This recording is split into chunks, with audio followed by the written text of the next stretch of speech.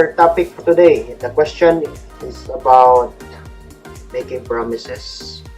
Ginatudluan to no, to make a promise. Mingon mo man, ang uban madlok daw mo mo promise kay basig daw dili nila matupad. Tama ba? There are people who are still living in fear of making promises. Kay nari ginatuhan na promises are made to be broken. Tumuana. Pero because we are in Easter season, we are following the model Jesus Christ na siya lang ang ni-promise na natuman yun. Mo dyan tanawon si Jesus Christ, He promised to be resurrected from the dead. Awag na tuman yun, nahitabo yun nga nabuhi siya gikan sa mga minatay. So why can't we do that one?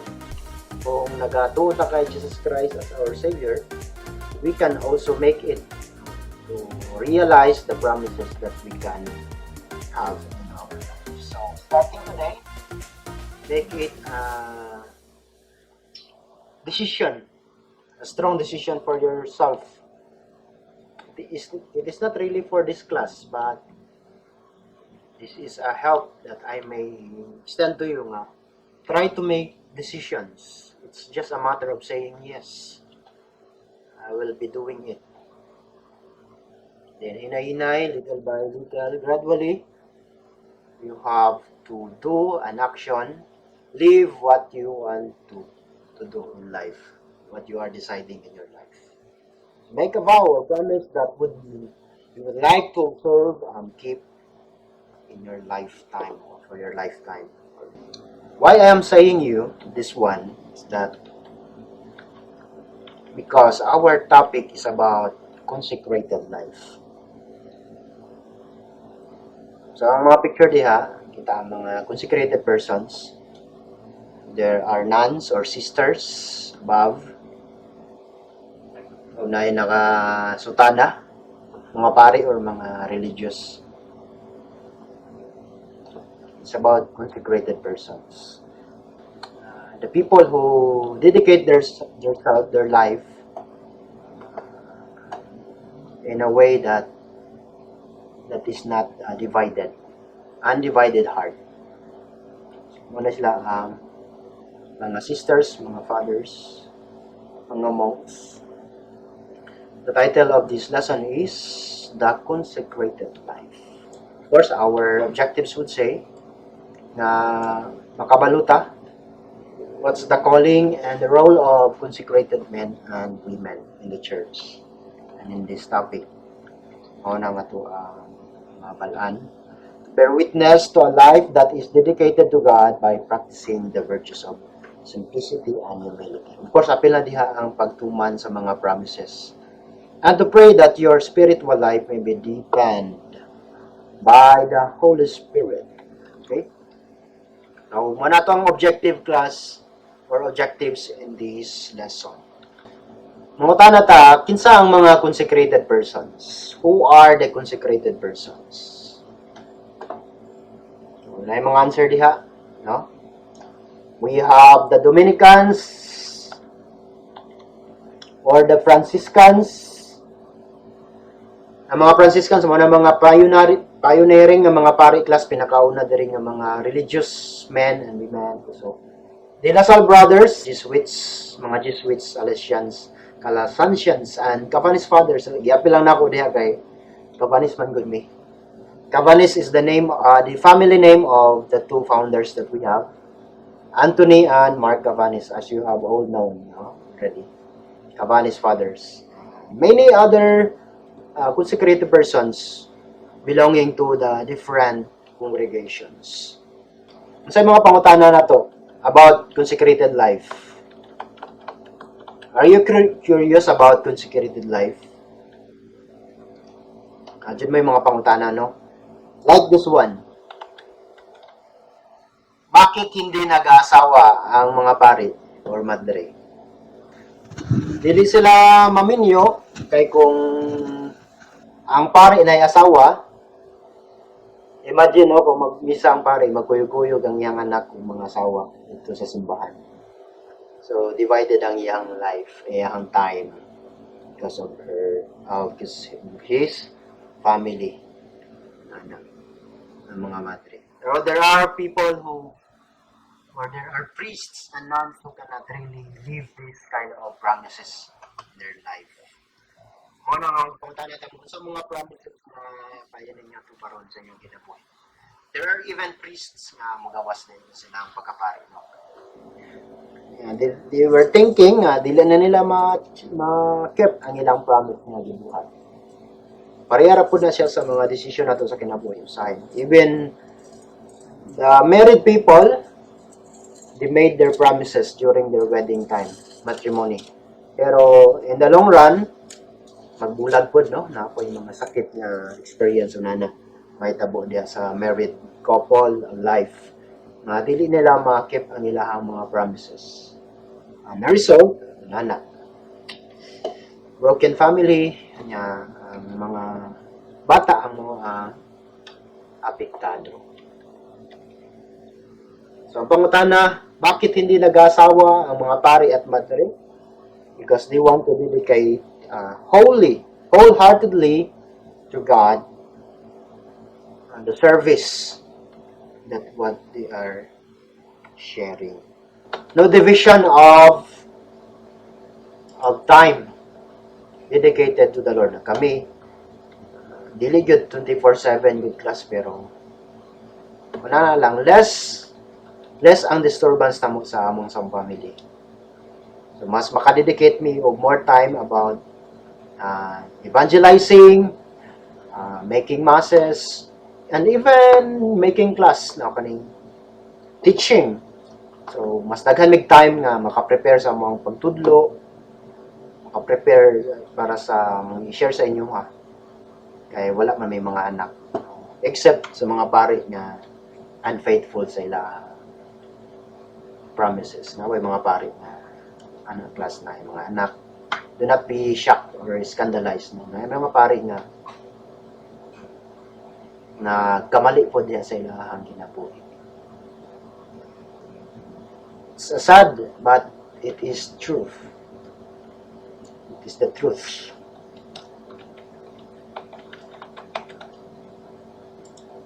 Kadua ka pangutana, naapay sweldo kung magpare. Daghang mga mangutana sa kuha, labi na mga Italian, ng mga bata, no?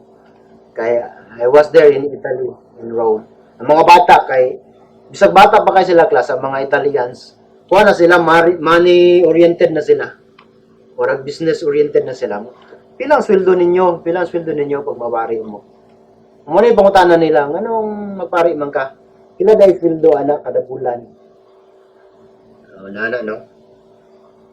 So actually, priesthood or consecrating your life to the Lord is not a matter of counting your money in your bank account or ang mga sweldo nga ginadawat.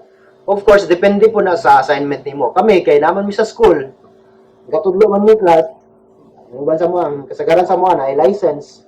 So magdawat pod mi og mga sweldo. Katumbas ra pod sa mga tao nga normal, professional. Depende sa mga achievement. Mo po na ginadawat namo. But we are not really limited to the life oriented only to money. Ano lang. We are more on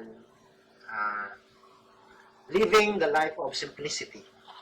So I hope kung nag-desire mo pagkapari, kung may mag-desire pagkapari, mo po na itudlo ninyo nga. Wala, pagkapari ba yan, or consecrated life, kung mag-madri ka, hindi ba yan nga, dagan kay kakwarta. Although, na yung mga madri nga, na-bless ilang congregation, ilang community, nagkan sila kwarta. Pero, they are not centered on that idea of how much money you have in your bank account, in your pocket. Next question. Sa mga other questions.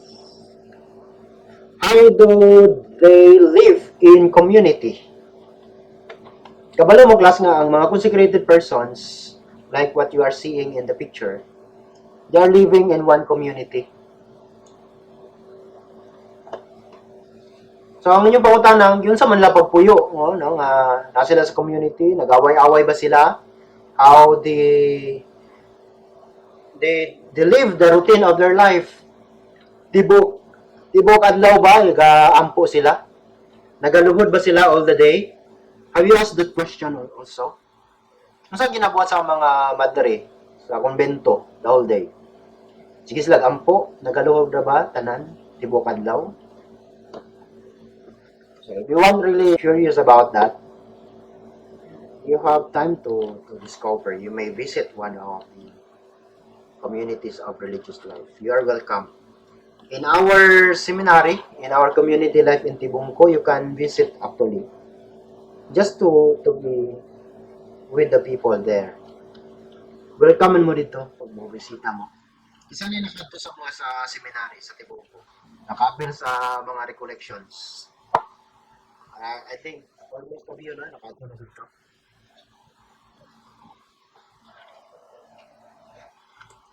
Nato ang among kinabuhi dito. Pero mas masabtan nimo siya kung mupuyo ka dito sa mga in some of the days. 2 days, 3 days, or 1 week. Mas nakay-idea kung unsa ang kinabuhi sa consecrated life.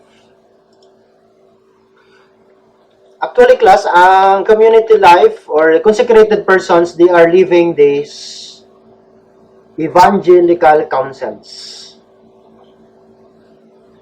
Diri na ta sa vow or promises. Atong gisultin nyo ganiha, no? Mga promises. Kung kamo nilitok mo ganiyang mga promises nga dapat niyo buhaton. Ang mga consecrated persons class, they have also this vow. Vow is just another name of the word promise. The vow of chastity, the vow of poverty, and the vow of obedience. And for some, the vow of silence even. So kaya nimo magsad sa imong kinabuhi to be chaste, dili ka maminyo, to be pure in your thoughts and in your actions and your relation towards the opposite sex. Kaya nimo ana ma-promise. So with the help of God always, no? Pwede na siya. So mga taong consecrated, they are making it as their vow. The moment nga nihapa sila, katong pag-consecrate sa kuha, you are promising it not only to the people but also to God. The next one is the vow of poverty. Mo itong pangutana ganiha. It's not about the money, but about how you can share to others what you have. Simplicity. Ang mga pari, usahay, ay mga sakyanan, no? Nana. But we are invited to live a simple life. Madili kayo magpadato-dato. Although naman yung mga uban nga pari nga dato na daan, no? Igrasyahan dahan sa kinabuhi. Naging sila yung mga properties.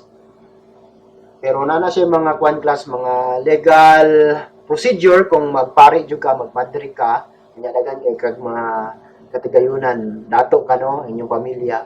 So nana siya mga procedure class, how you will be surrendering your properties and your richness or riches. The vow of obedience, paspasa na to. Vow of obedience, kanang kabalo ka mo obey, mo tuo sa mga those who are in authority. And for some, vow of silence. Sa kanto naman sa kwan class, Katalunan Grande. Sana nakanto dito. Sa Davao. Katalunan Grande, na isa ka sister niya ng congregation. Na hilom, dyan kayo na sila class. They are known as the Pink Sister. Pink Sister kay Pink ang ilahang habit. Ilahang sinino na ginasulat. Vow of silence ang isa sa ilahang kwan. Wala sila gasturya kayo, dili kay saba ang ilang community. Because they believe nga in silence you can be with the Lord.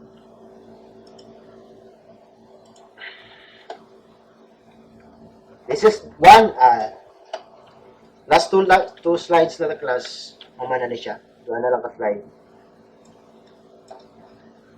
So, ang mga consecrated persons class, they embrace radical kind of life. Radicality of life. Not partiality, but radical. The joy in answering God's call, or we call it vocation. What about you? Are you having the joy of answering God's call in your life? Malibayon ba ka sa imong state of life karon? So, nanang pangutana. Detachment from material world.